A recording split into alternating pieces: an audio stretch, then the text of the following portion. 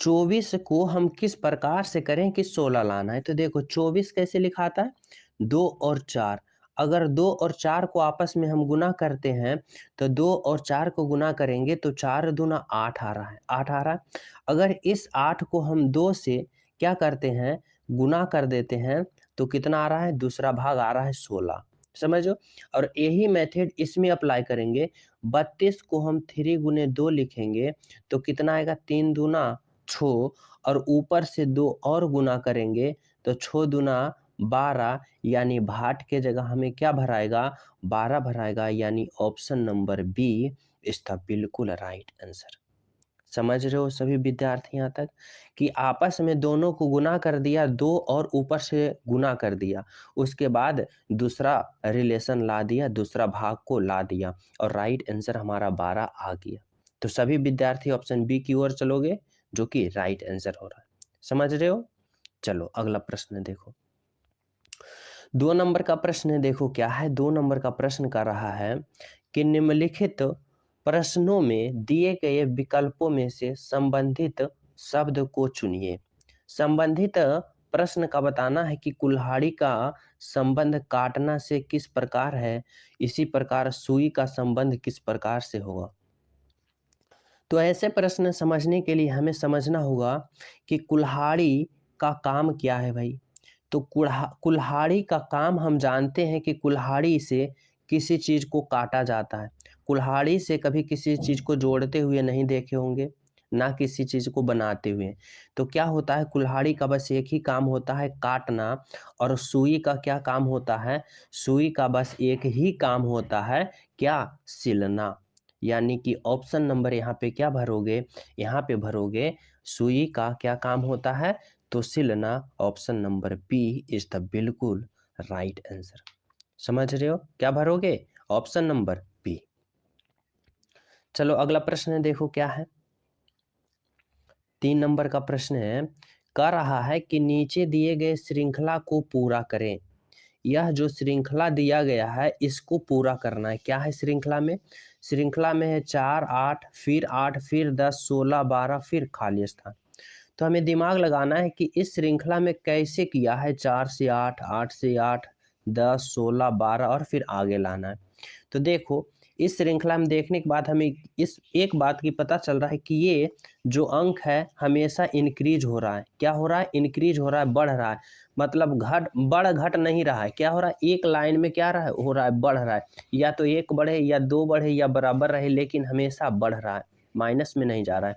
तो ऐसे प्रश्न को सोल्यूशन करने के लिए क्या करना है, देखना है हमें कि आखिर किस प्रकार से ये सीरीज बढ़ रहा है।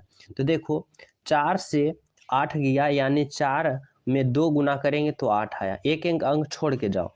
अगर 8 में हम 2 गुना करेंगे तो 16 आएगा। अगर हम 16 में फिर से 2 गुना करेंगे तो कितना आएगा, 32 आएगा, जो कि हमारा बिल्कुल राइट आंसर सी होगा, 32।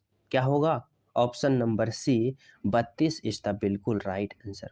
इतना दूर सभी विद्यार्थी समझ गए हो। तो चलो अगला प्रश्न पर। अगला प्रश्न कर रहा है आप सभी के लिए, 4 नंबर का प्रश्न है। करा यदि 12 + 14 + 4 का अर्थ 225 है और 6 + 9 + 11 का अर्थ 169 है, तो इसी प्रकार 8 + 12 + 4 का अर्थ क्या होगा, जो आप सभी को बताना है। तो यहाँ पे देख सकते हो कि यह जो प्लस दिया है इसके जगह कुछ भी दे सकता है, माइनस दे सकता है, गुना दे सकता है, भाग दे सकता है, डॉलर, हैशटैग। मतलब कि इसका मतलब समझना कि ये जो मान है ये ओरिजिनल वैल्यू नहीं है। हमें इसके जगह अपने मन से ओरिजिनल वैल्यू धर के क्या लाना है, 225 लाना है। तो क्या क्या मान धरना है जो आप सभी को बताना है। तो देखो यहाँ पे 12 है, यहाँ पे जोड़ है 14 है, फिर 4 है और फिर 4 है, बराबर कितना लाया है, 225। क्या किया है, 12 + 14 + 4 बराबर 225 लाया है। लेकिन जो प्लस है वह ओरिजिनल वैल्यू नहीं है, उसके जगह हमें क्या धरना है कि हमें कितना लाना है, 225। समझ रहे हो।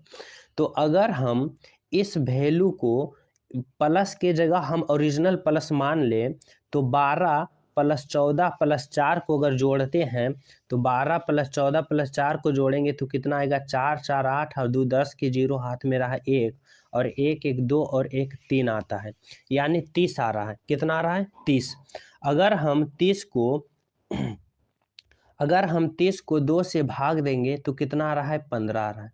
और 15 को अगर हम स्क्वायर कर देते हैं तो 225 आ रहा है। समझ रहे हो क्या क्या किया है, बारीकता से समझना। यह जो ओरिजिनल वैल्यू नहीं दिया गया है उसको हम मान लेते हैं जोड़ ओरिजिनल वैल्यू। क्या मान लेते हैं, जोड़। और सभी को जोड़ने पर 12 प्लस 14 प्लस 4 जोड़ने पर 30 आता है और 30 में हम 2 से भाग देंगे तो 15 आएगा। अगर फिर 15 का हम स्क्वायर कर देते हैं तो 225 आ जाता है। अब यही मेथड हम इस दूसरे वाले भाग में अप्लाई करेंगे और इसमें भी यह मेथड लागू हो गया, तभी हम इस तीसरा में मेथड लागू करके और राइट आंसर हमें लाना है। समझ रहे हो? तो चलो अब दूसरा भाग में यह मेथड अप्लाई करते हैं। तो देखो, जब दूसरा भाग में अप्लाई करते हैं तो कितना है, 6 है प्लस 9 है प्लस 11 है और 169 है। समझ रहे हो? अगर हम इस वैल्यू को ओरिजिनल वैल्यू मान के प्लस कर देते हैं और जोड़ते हैं तो 6 प्लस 9 15 और 15 और 11 कितना आता है, तो 15 11 कितना आता है, तो 26 आता है। अगर हम 26 में 2 से भाग देते हैं तो कितना आता है, 13। और जब 13 का हम स्क्वायर करेंगे तो 13 का स्क्वायर 169 होता है, जो कि 169 यहाँ पर दिया हुआ है। समझ रहे हो, 169 यहाँ पे दिया हुआ है। तो यानी कि हमारा यह मेथड इसमें भी लागू हो गया, इसमें भी लागू हो गया। अब हम तीसरा में लागू करके राइट आंसर निकालेंगे। तो देखो, 8 प्लस 12 प्लस 4 और बराबर हम लाएंगे तो 12, 8 प्लस 12 जोड़ेंगे तो 20 आएगा और 20 प्लस 4 करेंगे तो 24 आएगा। अगर 24 में हम 2 से भाग करेंगे तो कितना आएगा, 12। और जब 12 का हम स्क्वायर करेंगे तो कितना आएगा, 144। यानी कि हमारा जो राइट आंसर होगा वह होगा option number B, 144 is the बिल्कुल राइट आंसर। क्या होगा, 100